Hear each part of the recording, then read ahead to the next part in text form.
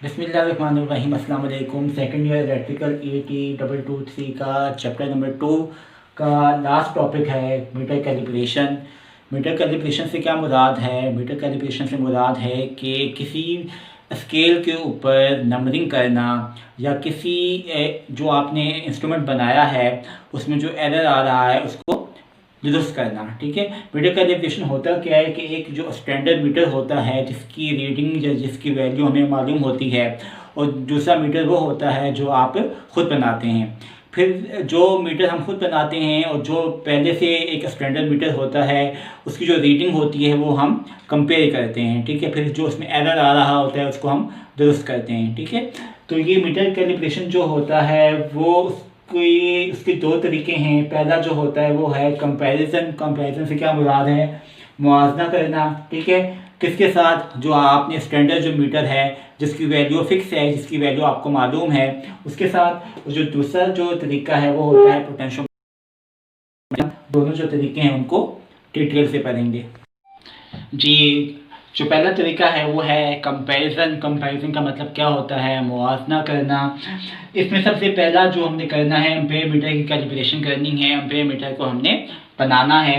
उसके लिए हमारे पास क्या है कि एक हमारे पास क्या होगा, एक्यूरेट मीटर होगा। ये अगर डायग्राम आपको नजर आ रही है, इसमें हमारे पास एक्यूरेट मीटर है, एम्पेयर मीटर है। ठीक है, और एक मीटर हमने वो लगाया हुआ है जो हम खुद बना रहे हैं। कैलिब्रेट का मतलब है हम खुद लगा रहे हैं, बना रहे हैं। ठीक है, अब हमने दोनों मीटर को हमने सीरीज में लगाया हुआ है। एम्पेयर मीटर का पता है आपको, एम्पेयर मीटर होता है ऐसा इंस्ट्रूमेंट होता है जो करंट की पैमाइश करने के लिए इस्तेमाल किया जाता है। अब जो दोनों मीटर हमने लगाए हुए हैं वो हमने सीरीज में लगाए हुए हैं। ठीक है, ये हमारे पास बैटरी है। ठीक है, हमारे पास एक मज़ामत है R1 है, ये वेरिएबल है, एक R2 है। ठीक है, अब हमने करना क्या है कि जो दोनों मीटर होंगे उसको हम सीरीज में लगाएंगे। सीरीज में आपको पता है कि जो करंट होता है वो क्या होता है, सेम होता है। जबकि जो पैरेलल में क्या होता है, करंट डिफरेंट होता है।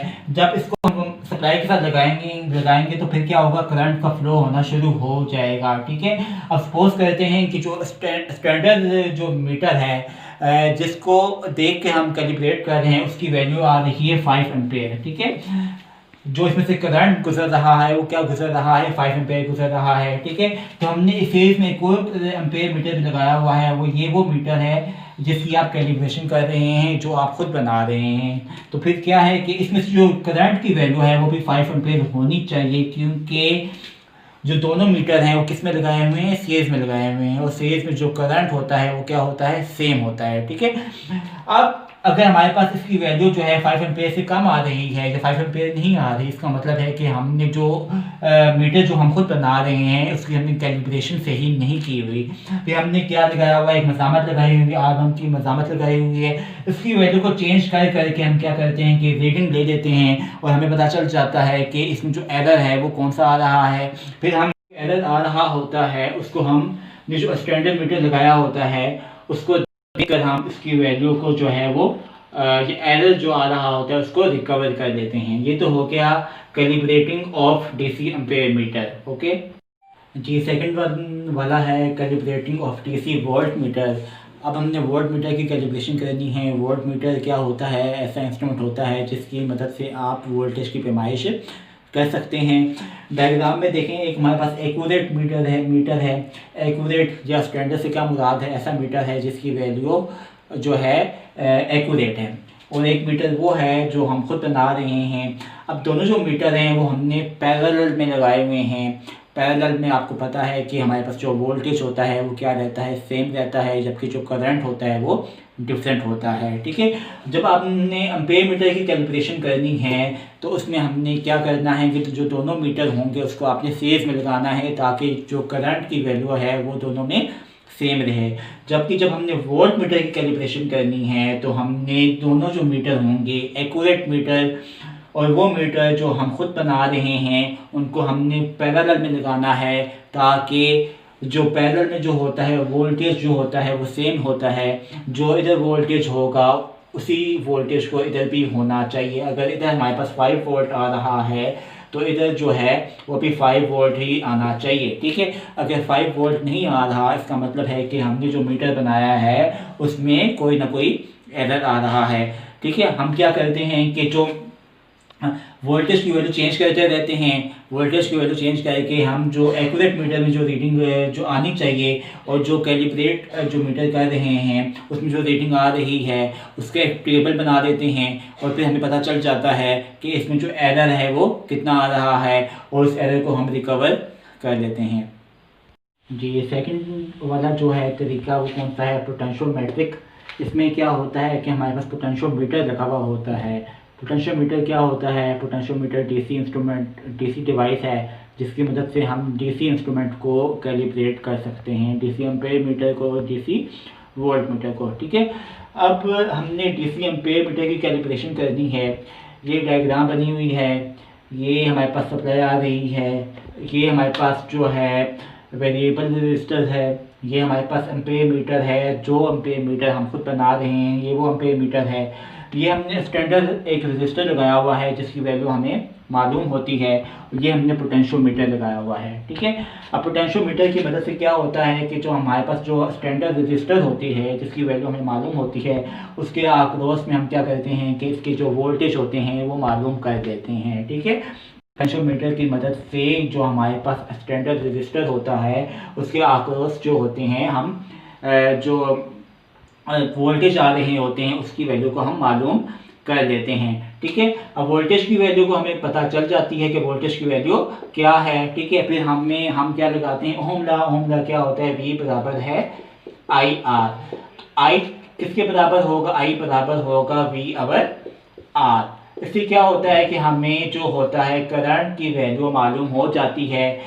वह V कहाँ से आता है, जो वोल्टेज आपने पोटेंशियोमीटर की मदद से मालूम किए हैं। और R कहाँ से आता है, R की वैल्यू आपको पहले से मालूम होती है। ठीक है, इसकी मदद से क्या होता है कि हमें करंट की वैल्यू जो होती है I = V/R से हमें करंट की वैल्यू जो है वो पता चल जाती है। ठीक है, अब जो करंट की वैल्यू हमें मालूम हो जाती है और ये हमारे पास जो होता है वो मीटर होता है जिसकी हम कैलिब्रेशन कर रहे हैं।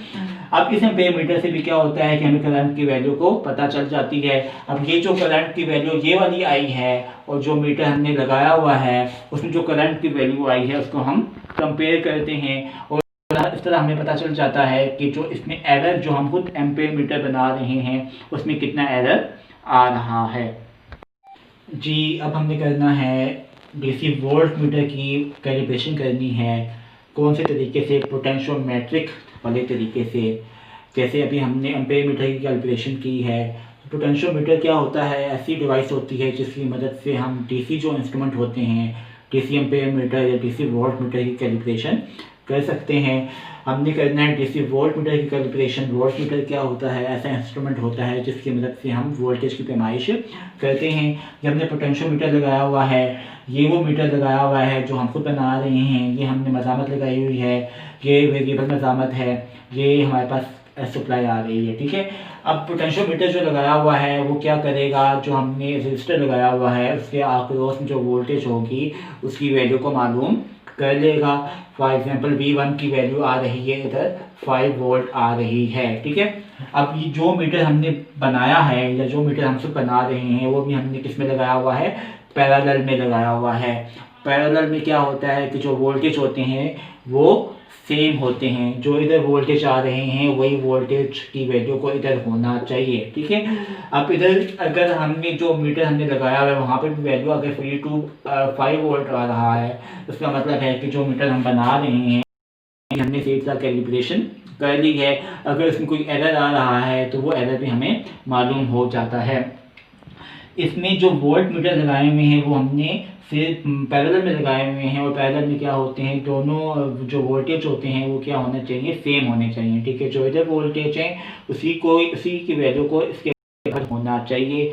ये हमारा टॉपिक जो मीटर कैलिब्रेशन वाला है वो ख़त्म हो गया है। इसमें हमने क्या किया है कि जो मीटर कैलिब्रेशन के जो तरीके होते हैं उसके बारे में डिटेल से पढ़ा है। चैप्टर 2 आपका ख़त्म हो गया है। Thank you very much.